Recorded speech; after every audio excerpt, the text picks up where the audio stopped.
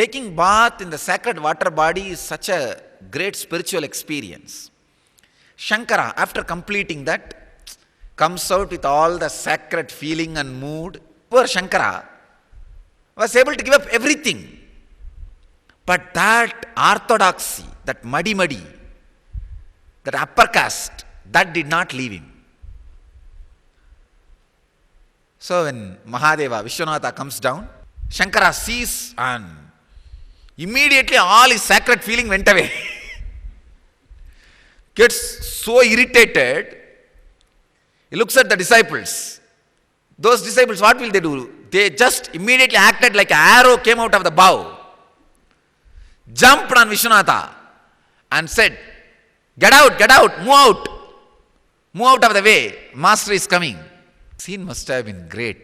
Then the Chandala, Vishwanatha, who came down in the form of Chandala, very gracefully looks and stares at the disciples first, and then looks into the eyes of the Shankara.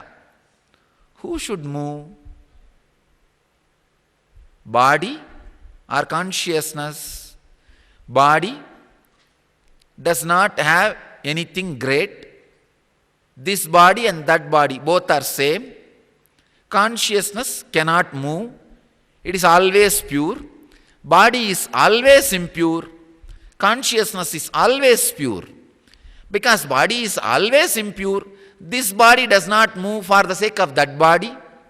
Because consciousness is always pure, there is no question of moving. Should consciousness move or body move? Very beautifully he questions. But Shankara is an intelligent guy. Immediately he jumps out of his dharma, in which he was caught, falls flat at the feet of Chandala. If you can take me one step further than my understanding, if you can give one strong click, we don't care which community you are, who you are, we are ready to surrender. That is the intensity, attitude of Shankara.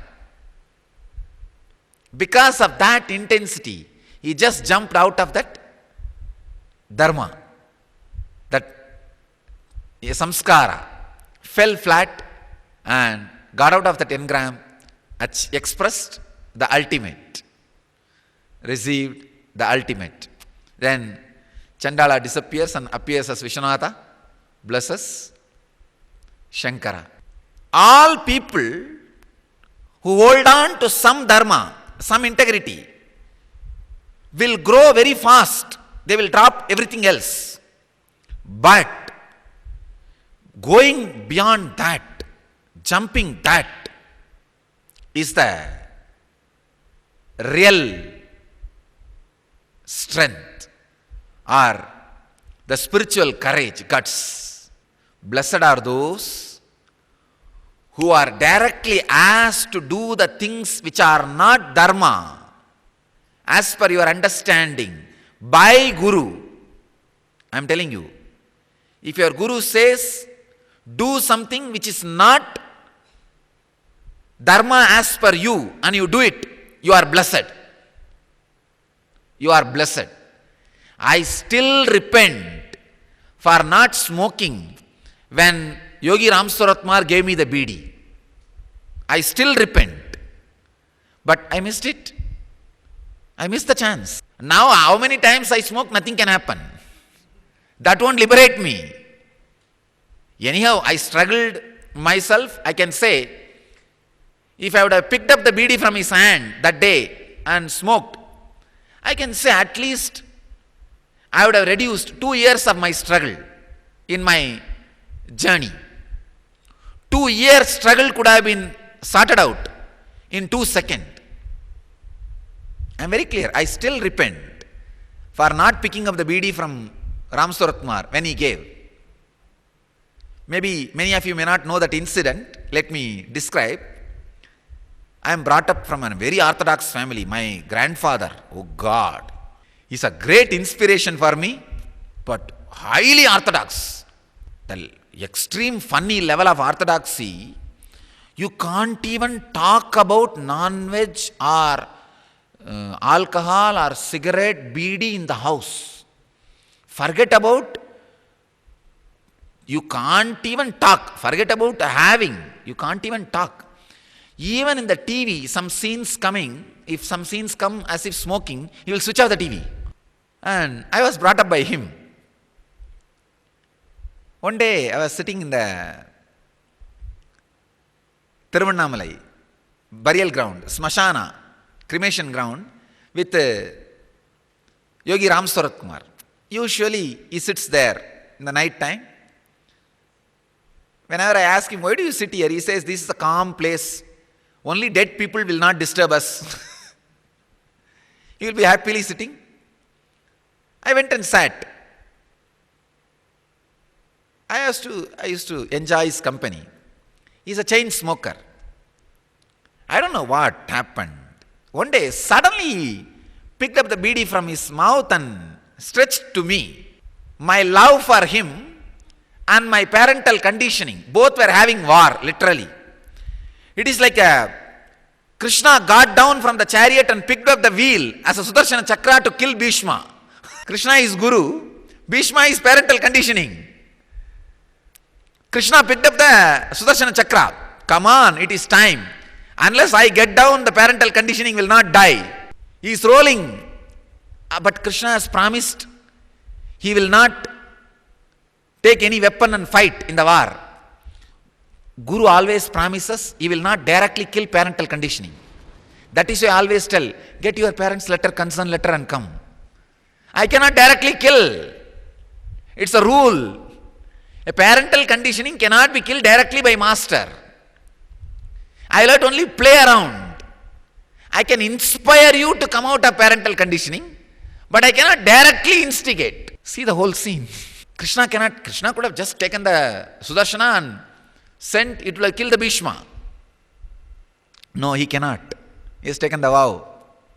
So he is taking the wheel of the chariot and goes. I can see exactly Krishna standing there instead of the chariot wheel with beedi. And my Bhishma is struggling. And I neither moved my body front nor said no. Saying no too much, but moving the body and picking up too much. What to do? I was just frozen. But the beedi is burning. Time is running. Time is running. See, not deciding is deciding not to decide. I was not deciding, but naturally it means deciding not to decide. Then the fire went and touched Ram Saratma's finger. He just dropped the beedi. When the fire came near his finger, he dropped the beedi. He just caught my ears, both ears. But fortunately I had such a deep surrender to him, and he was able to force me, and I am blessed he forced me. But still I missed for me not taking the decision voluntarily. He just caught my ears and blew the smoke from his mouth on my face. I don't know what happened. For 3 days, whatever was happening around me was soundless movie. In those days, the movies used to come, no sound, no volume, just the scenes will go. Same way, soundless movie. Everything happening around me without background noise. I am seeing vehicles moving. Those days, only 1 or 2 vehicles will move inside Tiruvannamalai. Only cycles are the main 2 vehicles. Otherwise, few, that old, the bullet or moped, something you will call. Moped. It will create sound, whole village will hear. Dama, dama, dama, dama, dama, dama, dama, dama. And those days, miners will have it. That tiger nail, big mustache, and this moped is the symbol of wealth and youth in Indian villages. Only those few miners will be having. All the tree, brrr, it will create such a noise. I can see those people going but no noise. I can see temple aarti is happening but no bell sound. Everything was such peace. But even then, of course, after that never I smoked, not even once. But I repent for not picking up when he stretched his hand. Gladly jump beyond dharma. When master asks you, that is the best thing you will do for yourself and for your enlightenment. I can say only to ask you to do something which is not dharma as per you, master happens in your life. Because that is the only thing which you can't do it by yourself. See, what you think as dharma may not be dharma. Master is needed just for that. You see, for Ramakrishna, till the Savikalpa Samadhi, he did not needed Totaburi. But without Totaburi, Ramakrishna would have never become enlightened.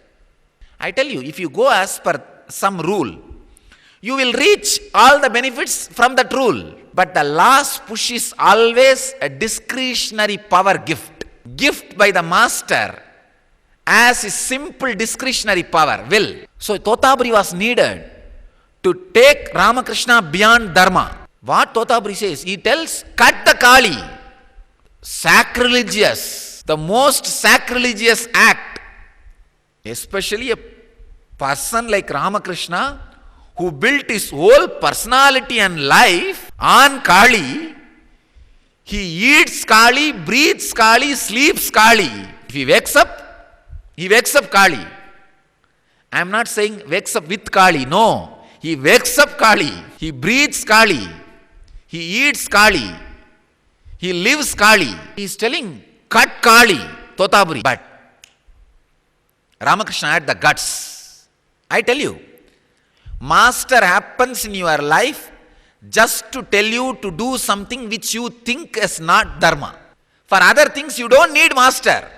All Totaburi did in Ramakrishna's life is making him do the most sacrilegious act. That's all. Only for that Totaburi was needed. For anything else you don't need Totaburi. When Ramakrishna did, he just became enlightened.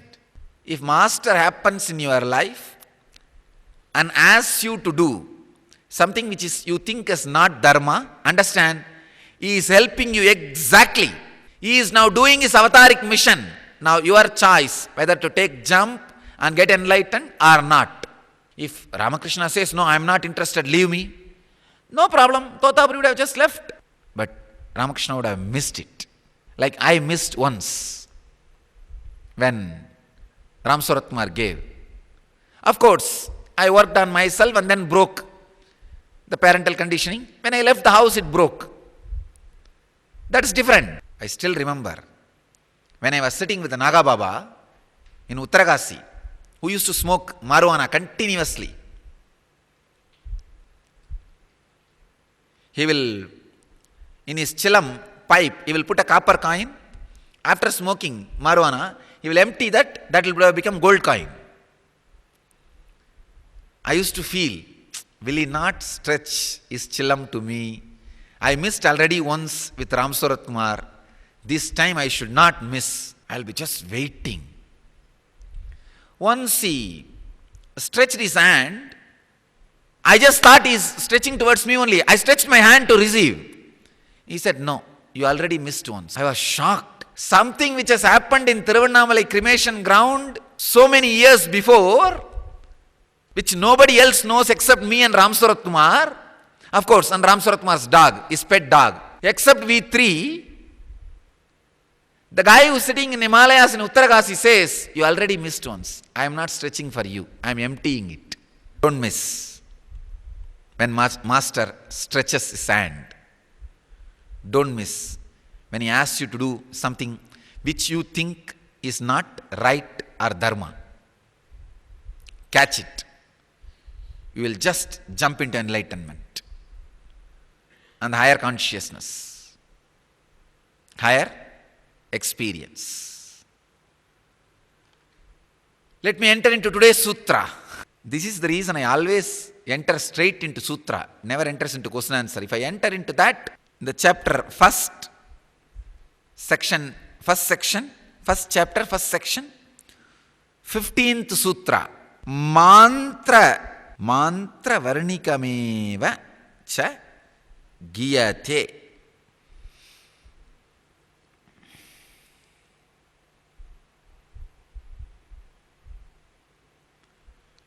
Swami Gambhirananda translates as, and the very Brahman spoken of in the mantra is declared in the Brahmana. Swami Vireshwarananda translates as, moreover, that very Brahman which has been referred to in the mantra portion is sung in this Brahmana passage as the tale.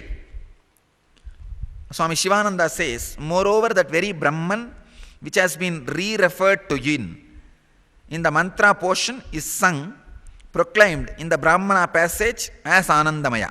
This is actually a discussion on Shastra Pramana. Some doubts are clarified. Sometimes the word self itself is used to denote the cosmic self and individual self. Same way, the verbal confusion, same word is used in a different place, should not make you think that Brahman is not source. Here, Vyasa is clarifying, wherever the words denoting existence is spoken, you should look as per the context and understand source is Brahman, cause is existence. For example, even in my own discourse you will see, when I say self, it's cosmic self. When I say self, it is individual self. Without video, it's very difficult to find out which self I am referring. Nowadays we started using capital letter S means cosmic self, small letter s means individual self. So don't create or get into this kind of doubts. Look at the context and understand source is existence. The sutra is more like a clarifying the Shastra doubts, how it is presented in scriptures. Now I am just seeing the stories and the words which I used are expressed about Dharma is working on many people's system. I am able to see the truths, sacred truths are working on many beings. I am feeling happy that whoever is letting those great truths work on them and transform their life. Great. Whether in Upanishads or Vedas or Brahmanas, the different words might have been used due to different reason. But understand, everything should be understood as per the context and final truth, scale in which you need to measure. The final truth is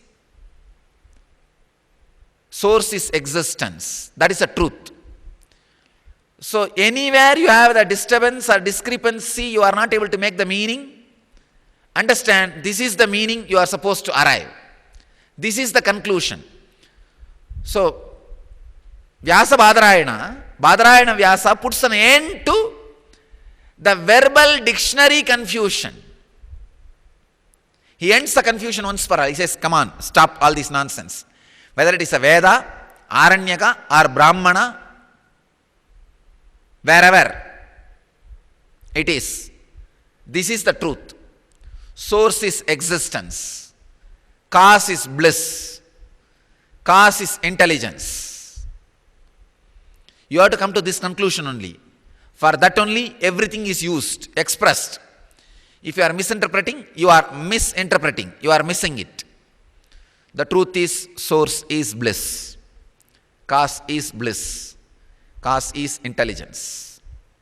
So now, the today's thought trend for Vada Pradivada, sacred secret for Vada Pradivada is create sentences where the self means individual self and the self means higher self. And you yourself create the confusing statements and clarifying statements. And understand the final conclusion is, however it might have been expressed, the essence is cause is intelligence. Source is intelligence. Source is bliss. Source is existence. Now, sit with this one truth. I bless you all. Let you all experience, achieve, live, express, radiate, and share the eternal bliss, Nityananda.